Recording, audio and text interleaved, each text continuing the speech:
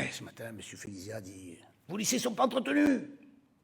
Je réponds « Lequel ?»« Donne-moi le nom du lycée !» Renaud Muselier nous met au défi de citer des établissements, des lycées dans lesquels la réhabilitation n'a pas eu lieu. Eh bien, en voici un certain nombre en région PACA.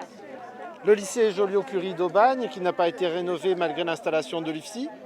Le lycée Cocteau de Miramas, dont les travaux de rénovation sont prévus depuis 4 ans. Le lycée climatique d'altitude à Briançon, qui est une vraie passoire énergétique, ce qui, on le reconnaîtra à Briançon, n'est pas la meilleure des choses. Le lycée Jean Perrin de Marseille, dont les travaux de rénovation ont été estimés à 40 millions d'euros. Le lycée Marseille Vert, qui est très vétuste et où les élèves ont été évacués 2 fois cet hiver pour des fuites de gaz sur les canalisations. Le lycée Victor Hugo de Marseille, qui n'est absolument pas adapté aux travaux scolaires, au déplacement des élèves. Le lycée Daumier de Marseille, dont la cantine est largement sous-dotée. Le lycée Marie Curie de Marseille, qui est très vétuste et qui est abandonné malgré les demandes des parents et des enseignants. Le lycée Cézanne d'Aix-en-Provence, dont toutes les salles sont vétustes.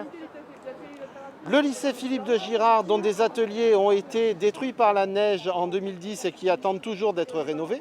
Le lycée Daudet de Tarascon, qui est vétuste et dans lequel on manque de salles pour faire fonctionner l'établissement. Le lycée Lursa à Martigues, dont les bâtiments sont également vétustes.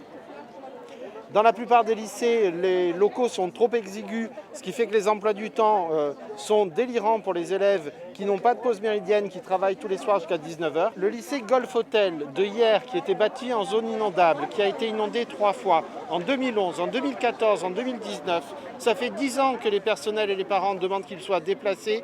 Le Muselier vient à peine d'annoncer son déplacement en zone non inondable. Nous, le Rassemblement écologique et social, nous mettrons l'ensemble des acteurs, les parents d'élèves, les enseignants, le personnel autour de la table pour mettre en œuvre cette nouvelle carte scolaire et ce nouveau projet pour les lycées de la région PACA.